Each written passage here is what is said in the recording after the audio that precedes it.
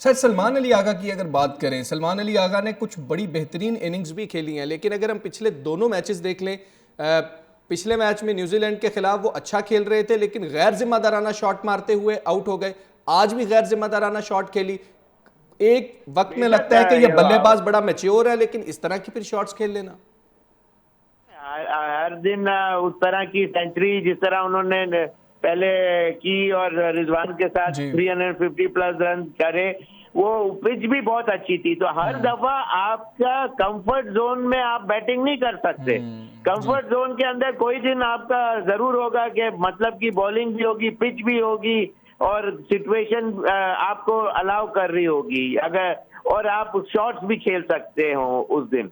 लेकिन जब जिस दिन नहीं होगा तो उस दिन आर्ट ऑफ बैटिंग का जो पॉइंट है वो फ्रंट ऑन हो जाए। आप मेरी बात छोड़ें, आज कोहली की इनिंग देखें, एक एक रन उसने यानी पूरा बैंड होके फुल 200% कंसंट्रेशन के साथ नीचे की तरफ खेलने की कोशिश कर रहा था कि थर्ड मैन की तरफ से भी अगर नॉर्मल भी खेल सकता, लेकिन एक्स्ट्रा कॉशियस हो के आप उसकी इनिंग जरा हाईलाइट में देखिएगा कि किस तरह, हालांकि 14,000 रन करके बैठा है, उसको पागल थोड़ी है कि उसको पता है कि सेंस कर रहा है कि मेरी विकेट की वैल्यू क्या है। You have to put up a price on your wicket. अगर आप ऐसे ही लेफ्ट राइट एंड सेंटर मुंह उठा के सर कहाँ और शॉट खेल के आ जाएंगे तो टीमें नहीं जीता करती। अच्छा शोएब भाई, एक और बात बड़ी अहम है यहाँ पर। हम बात तो करते हैं कि T20 ने बड़ा माइंडसेट खराब किया है हमारे बल्लेबाजों का, लेकिन बॉलर्स की भी बात कर लेते हैं। और जो हमने टेस्ट के अंदर बॉलर्स के साथ किया कि फास्ट बॉलर्स को तो हमने अपने टेस्ट मैचेस से आउट ही कर दिया कि अगर हम होम ग्राउंड पे खेलेंगे ऐसी पिच बनाएंगे कि टेस्ट मैच 2 दिनों में खत्म हो जाएगा, उसका कितना नुकसान उठाना पड़ रहा है? वो तो जाहिर सी बात है, जब T20 से आप टेस्ट मैच के अंदर लड़के को डालना शुरू कर देंगे, ऐसा कहीं दुनिया में नहीं होता। ख्वाजा, रूट, विलियमसन ये सब पहले टेस्ट क्रिकेट में आए, फिर वनडे और फिर T20 में आए। उन्होंने जैसे कि वो क्लास एक्ट बैट्समैन थे। हमारे वहाँ रिवर्स ऑर्डर में गाड़ी चलती है। T20 में अच्छा क्या उसको टेस्ट मैच में लेके डाल देते। तो इस तरह जो आपका पॉइंट है वो बिल्कुल सही है और इस तरह ही इसी वजह से नुकसान होता रहा है पाकिस्तान टीम को। जी सर, हमारे साथ ही रही है। शराज, आप बताएं, कुछ वक्त गुजरता जा रहा है, कुछ मिनट गुजर गए हैं, आप कुछ नॉर्मल हुए हैं, वहां पर जो शायकीन हैं वो कुछ नॉर्मल हुए हैं? ठीक तरह से वो बात ही नहीं सुनते। मैं क्या करूं, मुझे मजमा लगाना पड़ता है। तो हालत कुछ ऐसी है कि हम सुबह से यहाँ पर खड़े होकर रिपोर्टिंग कर रहे हैं, सुबह से हम यहाँ पर शायकीन से बात कर रहे हैं। काफी पुरजोश थे आज के इस मैच के लिए। खास तौर पर उम्मीदें शहनशाह अफरीदी से थी, उम्मीदें नसीम शाह से थी, उम्मीदें रिजवान से थी, उम्मीदें बाबर आजम से थी और सब ने इन शायकीन की उम्मीदों पर पानी फेर दिया है। इस वक्त जो शायकीन यहाँ पर मौजूद है वो काफी गम गुस्से का इजहार कर रहे हैं। सिलेक्शन जो टीम की सिलेक्शन हुई है उस पर सवालात उठा रहे हैं, पाकिस्तानी टीम की कारकर्दगी पर सवालात उठा रहे हैं कि जो रिवायती हरीफ है भारत, उनको जो है पाकिस्तान ने नहीं हराया। और हमारी तो उम्मीद इनसे थी कि आगे जाके फाइनल खेलेंगे, फाइनल जितवाएंगे चैंपियंस ट्रॉफी का, लेकिन वो तो शुरुआत में ही देर हो गई और अब पाकिस्तान के जो प्लेयर है वो अब कमबैक करेंगे पाकिस्तान के लिए। तो यूं जो शायकीन विकेट है, जारी बात है, इंडिया और पाकिस्तान का जो मैच होता है वो हाई वोल्टेज मैच होता है और इस्लामाबाद में बड़ी बड़ी स्क्रीनें यहाँ पर नस्ब कर दी जाती है। क्योंकि आज इतवार का दिन बीता, संडे भी है, और संडे को जो शायकीन क्रिकेट है वो उन्हें घरों से बाहर निकलकर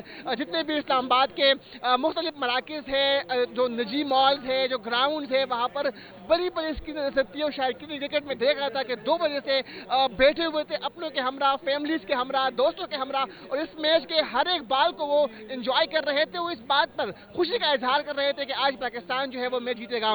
लेकिन शुरुआत में ही इनकी उम्मीदों पर पानी बल्लेबाजों ने फेर दी और वो सिर्फ और सिर्फ 241 रन बना सके। उसके बाद जब गेंदबाजों की बारी आई तो वो भी कुछ बेहतर परफॉर्मेंस ना दिखा सके। और जिस तरह शायकीन क्रिकेट ने भी कहा कि हम वही ओल्ड गेम जो है वो खेल रहे हैं। तो अब दुनिया बदल गई है, अब क्रिकेट जो है उसमें तब्दीली आ रही है, अब हमें भी टीम में तब्दीली लानी होगी। शायकीन के यही कहना है, वो यही चाहते हैं कि अब जो टैलेंटेड प्लेयर्स हैं उनको आगे आना चाहिए, उनको बिल्कुल ठीक है। टैलेंटेड प्लेयर्स पे बात कर लेते हैं। शराज, आप हमारे साथ ही रहिए। शोएब मोहम्मद साहब, टैलेंटेड प्लेयर्स की बात हो रही है, यंग टैलेंट की बात हो रही है, बड़ी यंग टीम है। अगर हम ये भी देखें पाकिस्तान की, हमारे पास बेंच स्ट्रेंथ है सही, हमारा डोमेस्टिक जो स्ट्रक्चर है वो इतना अच्छा है कि अगर हम इनको बाहर निकालें, हम ये कह तो बहुत आसानी से देते हैं, क्या हमारे पास इतने अच्छे प्लेयर मौजूद हैं जिनको शामिल किया जाएगा टीम में?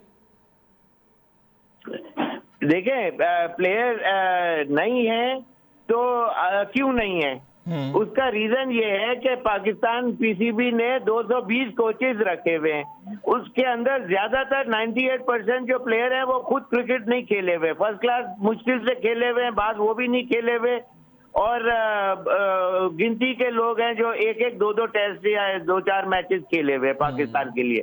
2-4 मैचेस खेलने का भी ये मतलब नहीं है कि आपने कोई चीज, आपको मौका मिला, आप फेलियर नजर आए तो उन्होंने आपको बाहर कर दिया।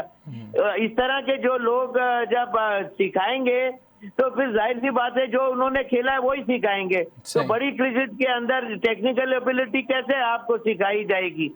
तो वो सिखाने, बोर्ड वालों का बेसिकली बहुत मेजर इसके अंदर पार्ट है।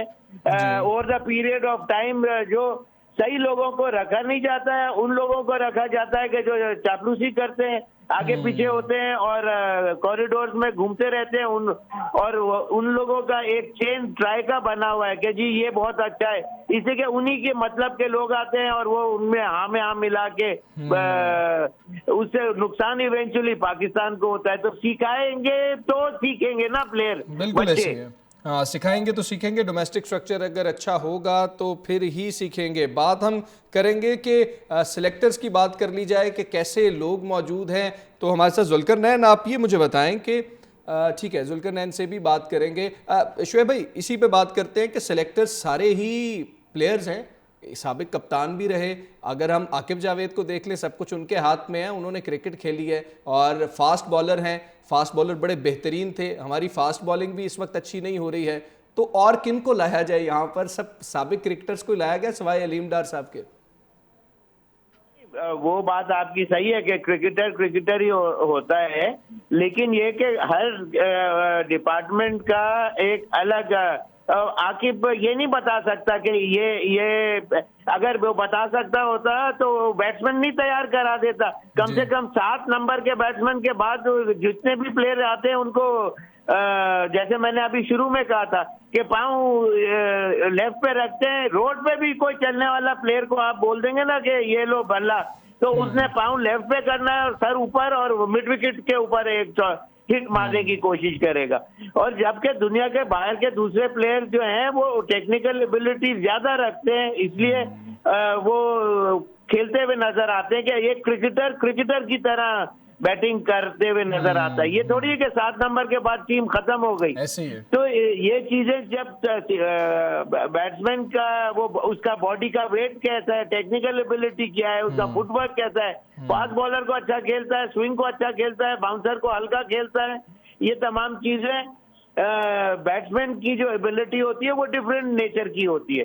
तो खैर एनीवेज मेरा मतलब है कि ये और 6-7 लोगों को रखने की थोड़ी जरूरत होती है, 3 आदमी मोर देन इनफ होते हैं, लेकिन 6 आदमी जब रखे जाते हैं कि जब आपको अपनी मर्जी के प्लेयरों को अंदर डालना पड़ता है, ताकि ये कि मैं और आप अगर हमारे मतलब का प्लेयर नहीं आएगा तो मैं अपने साथ 2 प्लेयर और कोई भी सिलेक्टर मिला के अपना वीटो पावर कर दूंगा और उस प्लेयर को ले लिया, मजबूरन लेना पड़ेगा। आप दुरुस्त कह रहे हैं।